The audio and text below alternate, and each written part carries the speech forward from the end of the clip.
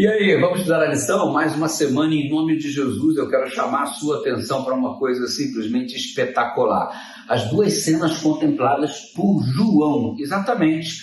João viu Cristo surrado, humilhado, crucificado, sangrando, corpo dilacerado. E agora João contempla uma cena diferente. Jesus glorificado, os seus olhos como chama de fogo, os seus pés como latão reluzente, todo ele envolto de luz, o seu cabelo brilhava tanto que parecia como uma lã branca. Diante de todo esse cenário mostrado no Apocalipse, dá para fazer um paralelo. Imagina a cabeça do João funcionando. Jesus pendurado na cruz como um cordeiro abatido e agora Jesus glorificado como o leão da tribo de Judá. As duas cenas foram contempladas por João. Imagine ele estabelecendo esse paralelo na mente. Que cena fantástica que ele foi capaz de contemplar aqui no Apocalipse. E esse Jesus glorificado, Rei dos Reis, Senhor dos Senhores, disse para João no verso 17 e 18 de Apocalipse 1. Eu não tenha medo, João, eu sou o primeiro e o último, aquele que vive, estive morto, mas eis que estou vivo para todo sempre e tenho as chaves da morte e do inferno. O inferno aqui é Sheol, sepultura. Agora note um detalhe muito interessante.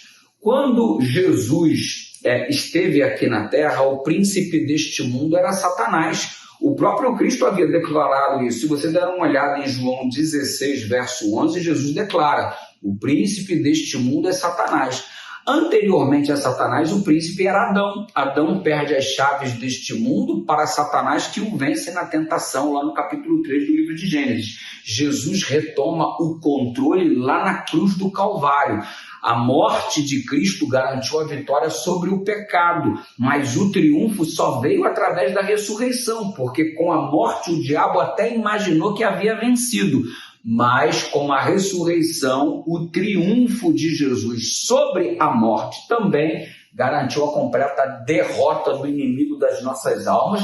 A chave deste mundo, o governo deste mundo voltou para as mãos do nosso Deus Todo-Poderoso. Jesus é quem manda agora, meu filho. O diabo não tem mais vez, graças à vitória do Filho de Deus contra o diabo e contra a morte e contra a tentação. Bendito seja o nome do Senhor. E Paulo reitera tudo isso afirmando-nos em 1 Coríntios capítulo 15, verso 16 até o 18, que a nossa pregação e a nossa fé seria vã se Cristo não tivesse ressuscitado.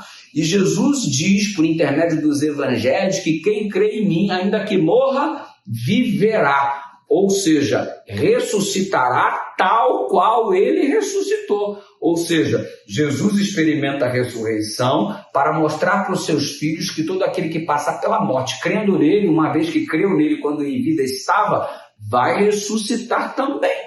Exatamente. Agora, se eu acredito, como muitos evangélicos estão dizendo por aí, que o indivíduo morre e vai para o céu, como é que vai haver ressurreição se no céu o indivíduo está? Vai descer lá do céu para brotar aqui na terra de novo? Não, mano, seria um processo muito ruim. Não funciona, não é coerente. Por quê? É mais coerente você acreditar nas Escrituras Sagradas, que diz que a morte é como um sono, que você está dormindo e que vai ressuscitar, que vai despertar, tal qual Lázaro, tal qual a filha de Jairo, que estava dormindo o sono da morte, tal qual Lázaro, que estava dormindo o sono da morte, porque esta é a metáfora usada por Jesus.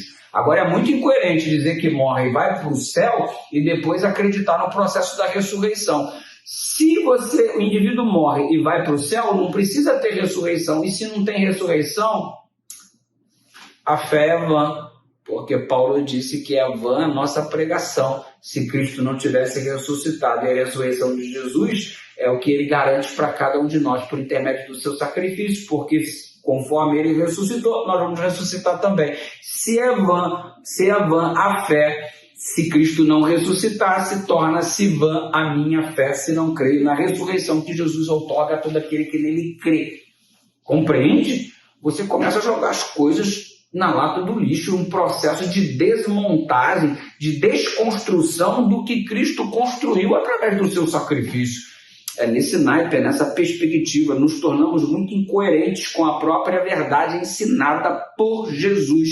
Se vamos neste caminho completamente errado de acreditar que existe vida após a morte. Não temos subsídio acerca disso na palavra do Senhor. O que temos é um Cristo que venceu a morte, venceu o pecado, venceu Satanás, retomou as chaves, retomou o controle e o domínio e garantiu a vitória para cada um de nós também. Portanto, a morte não deve nos assustar, porque é apenas um breve período de sono do qual um dia despertaremos mediante o chamar do Filho de Deus.